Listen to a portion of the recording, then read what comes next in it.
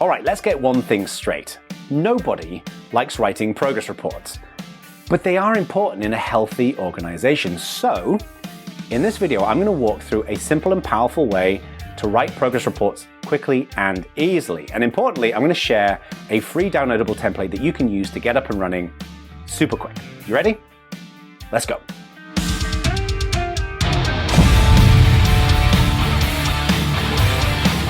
All right, welcome. I hope you're safe and well. Now, the method that I'm sharing in this video is heavily inspired by a guy called Martin Mikos, who's the CEO of HackerOne.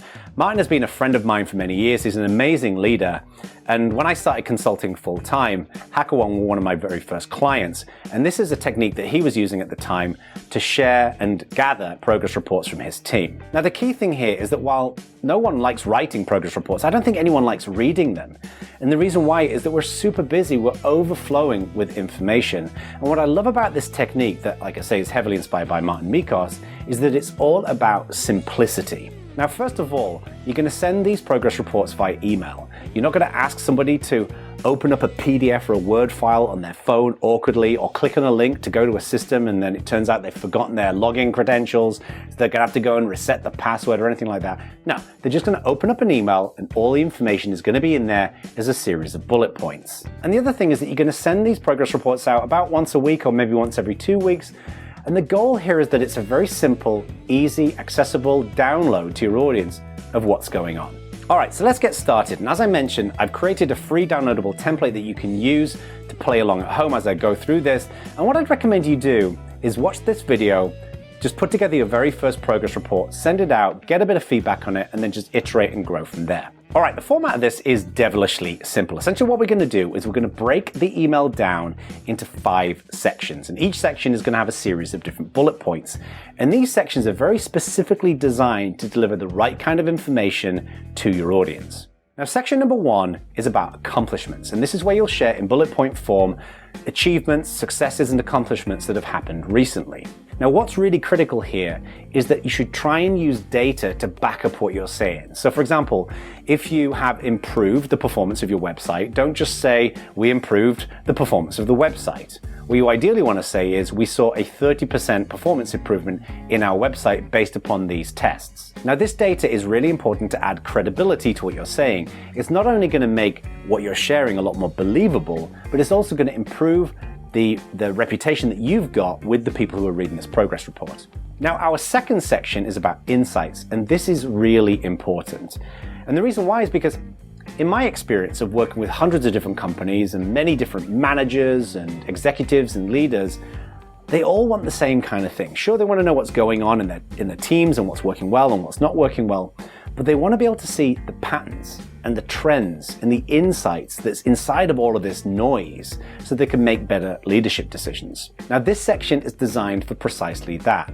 You can think of it as the heads up section, where you're basically saying, hey, I've noticed these things are going on. I think it's kind of interesting. I just wanted to let you know. Doesn't necessarily mean any action right now, but I just wanted it to be on your radar so you can pay attention to this.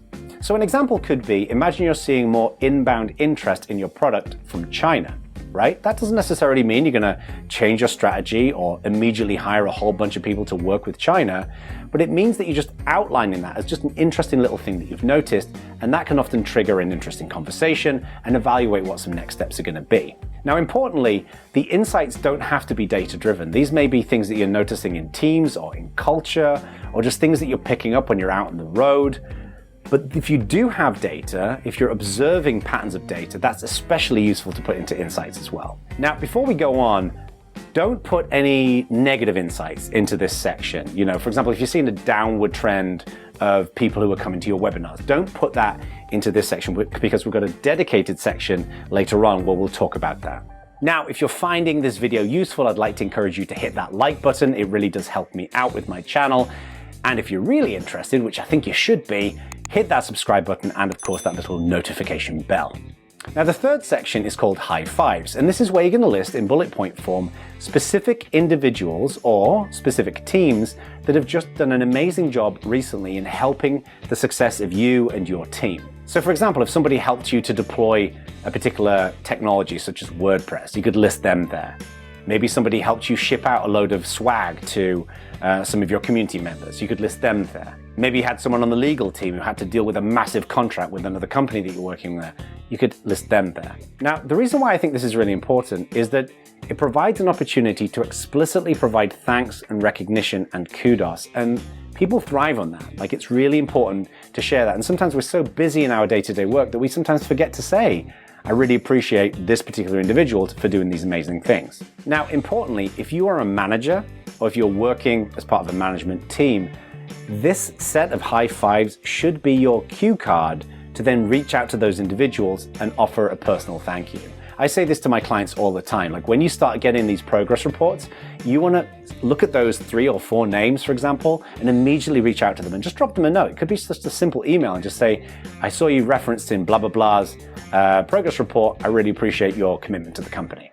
Now, the next section is concerns. And this, I believe, very firmly is one of the most important sections in a good progress report. And sadly, often lacking from most progress reports that I see in businesses. Essentially, this is very similar to the insights section, but it's very specifically focused on a bullet point list of trends and patterns that are concerning to you. It could be a reduction in people coming to your webinars. It could be a reduction of people interested in your products and services. It could be tension and issues that are forming in certain teams or relationships between certain teams working together. You want to use this section as your early warning alarm system. Okay, this is where you say, this is something that I'm seeing. Again, it's not necessarily a huge deal right now. We don't have to yank the emergency cord, but it's something we're going to want to keep an eye on, be aware of, and maybe start thinking about how we're going to deal with it.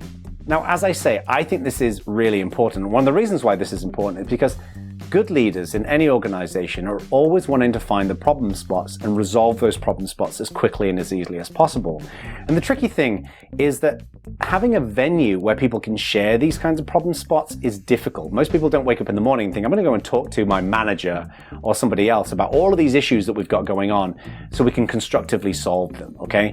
So the goal of this concern section is to have a regular place where you can speak openly about some issues and some problems that may be manifesting. Now, importantly, you want to make sure that the concerns that you share in that section are appropriate for the audience that's reading it. So, for example, if this progress report is just going to the manager of your team, and you want to share some concerns that you're seeing within the team, then that's appropriate, okay? I think you can share that. However, if this is a public progress report that's going to go out to the whole company, you might not necessarily want to share in that setting some individual personnel issues that may be occurring inside of the organization or inside of the team. So choose your audience wisely, okay? But I think this is a great opportunity to get things on the radar of the audience who are reading this, to trigger a conversation, to trigger some thinking. Also, in a strange way, this can act as an insurance policy. One trend that I've seen with a lot of companies is where some employees are wrestling with a particular problem and then it turns into a big issue, it turns into a major catastrophe, and then the management say, well, why am I hearing about this for the first time? Well, when you start layering in these concerns on a regular basis into that section of your progress reports, you can say, we've been talking about this for weeks, okay? And a good leader will see that and have a conversation about it. So just to recap, first section is accomplishments, a bullet point list of things that you've done recently, successes and achievements that you want to share. The second section is insights. These are things that you want the audience who are reading this progress report to be aware of, a heads up of things that are going on. The third section is high fives. These are the people you want to specifically credit and reference because they did great work and they helped with some projects that were going on. The fourth section is concerns, and as we just covered, these are things that, again, you want to provide a heads up of, things that are a little bit concerning that we might need to address. And then the fifth and final section is next steps. And this is where you say, based upon everything that's going on right now, these are 3 to 5 bullet point things that we're focusing on fairly immediately to give the person who's reading this progress report a sense of what your next steps are and areas of focus. Now, as I mentioned earlier on, this should be a fairly simple, concise, focused email to write. Essentially what you're doing is you're just going and filling in a bunch of bullet points in these different sections. It shouldn't be a massive wall of text. It doesn't have to be a hugely cited and referenced work of art, okay? The goal of this is somebody can read it in 3 to 5 minutes. Now, you may have a situation where a leader or a manager who you're working with is very, very interested in certain data points, such as the number of sales, or the amount of community growth, or the amount of social media growth, or the amount of adoption that's going on. And you may not be covering that in your current progress report structure. So one thing I find to be very helpful here is that in those cases, you can include one slide that summarizes the key data points that they need to care about. And this is the important thing. Only one slide. Don't go down the avenue of creating a whole slide deck with all of these graphs and this, that, and the other. You may feel like you want to do that because it shows that you're working, that you're putting the effort in, but no one's going to read all of that stuff on a regular basis. So put together one slide with no more than 4 graphs in each quarter of the slide that summarize the data that they care about. But the key thing here is you've got to ask them, what data do they want to see? Say, I'm going to send you one slide as part of my progress report. I've got 4 slots for data that I can put on there. What are the 4 slots that you want to see? So this is going to mean that the experience of the person who's reading this progress report is they get an email, they click on the subject line of the email, it opens up, they see a bunch of bullet points that's super easy to read in clear, logical sections as they read through it, and then they've got a single attachment that's just an image, like a JPEG or a PNG file, that they can click on to open up, and then they can see the data they care about. And that's it. I found this to be a super effective, really easy method for creating progress reports, but also for getting them read, okay? And like I said earlier on, go and download, click the link down there somewhere, go and download the template that I put together. It's a free downloadable template, and just write your first progress report. Just put something together. Send it out to whoever your audience is. It might be your manager or a teammate or whatever else, or whoever else, and then just get some feedback. Like, what did you think of my first progress report? Was it enough information? Was it not enough information? And then go from there. Alrighty, so if you like this video, please hit that like button. It really does help my YouTube channel. And if you're interested in building movements and communities and businesses and engagement, hit that subscribe button and the notification bell. I'm always putting content out there that I think you'll get a lot of value out. Alrighty, peace out.